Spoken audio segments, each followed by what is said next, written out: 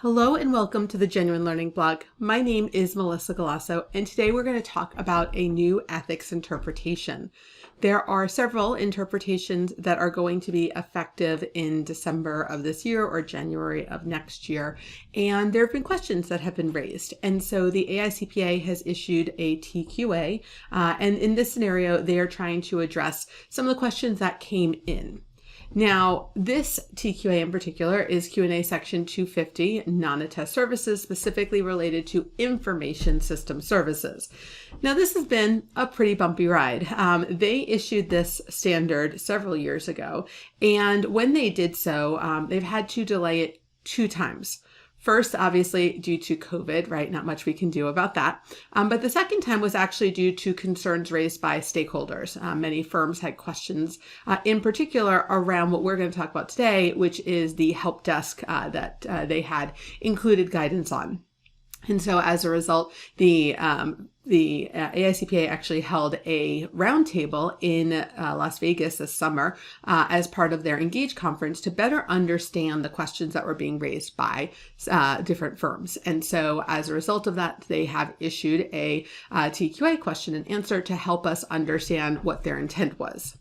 So the first question that's in this TQA is the users contact an IT help desk with requests such as getting answers to questions or resolving issues.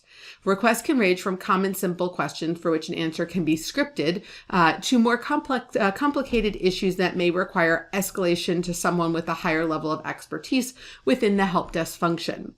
And the question that they asked, what should a member consider when evaluating whether these professional services would involve a member assuming management responsibilities? Because part of the information system services says that when something is an ongoing post-implementation element, then it would impair independence, and it explicitly listed help desk.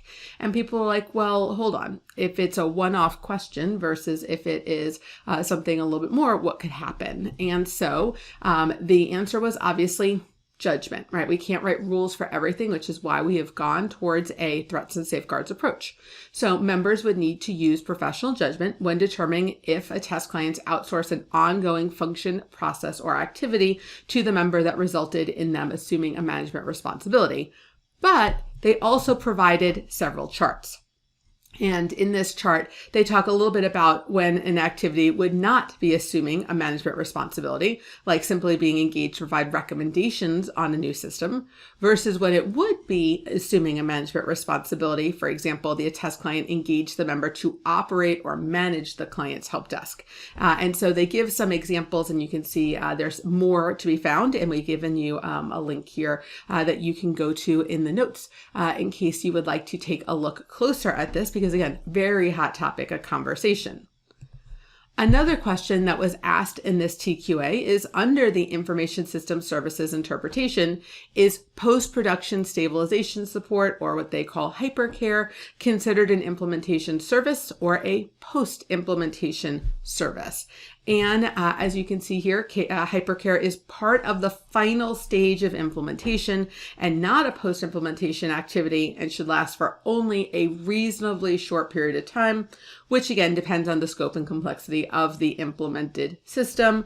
In any event, members should use professional judgment when determining what period of time would be for that particular client as well as software. And so when we look at providing hypercare for COTS, commercial off-the-shelf product, when we're looking at these types of what we call financial information systems, or FISs, FIS, the software solution to assist the test client with software implementation does not impair independence so long as it is meeting the other requirements of the non-attest service. Client accepts responsibility, have the proper wording inside of the engagement letter, they assign someone with the proper SKI. And then our last question here is specifically quoting the standard. So item C in paragraph 21 of Information System Services Interpretation provides that independence will be impaired if the member has responsibility to perform ongoing network maintenance, such as updating virus protection solutions, applying routine patches, and or configuring user settings. And so the question that was raised, what should a member consider when evaluating whether professional services involve assuming management responsibility, because again, when you're doing these types of items, they're deemed to be automatic impairments of independence because you're taking on a role of management and the management participation threat is so significant. There's no safeguards that can reduce it to an acceptable level. And so here what they're trying to do is give us a little bit better understanding of when do we cross that line. And so again, it's hard because they're constantly going to go back to our threats and safeguards approach. And so use your professional judgment when determining whether the attest client has outsourced an ongoing function, process, or activity.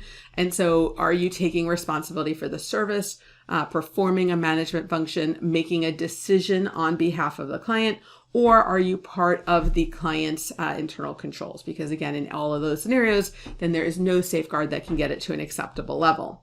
And again, they provide a chart of examples of when you would not be assuming a management responsibility versus when you are assuming a management responsibility. So hopefully this will help people be able to better understand the intent of the information system services, because there's a lot of feedback that this would be very detrimental to several firms, as well as to their clients who really depend on the firms for these types of services. So this was definitely work by Peak in order to better understand what types of services that the auditors were providing in this scenario, and to give some guardrails around what they can and cannot do. All right, so again, this standard is effective as of right now of January 1, 2023 after 2 delays. And so it is something that we should all be paying close attention to. It covers commercial off-the-shelf products. It covers financial information systems and non-financial information systems, and what we can and cannot do with our clients from this perspective. Lots of firms providing lots of different services in this area. So definitely something we want to be ready for, because it just starts December 1, right? So going forward from there. So, sorry, January 1. So I hope you enjoyed this blog, and I hope to see you on a future blog. Have a great day, guys. Bye-bye.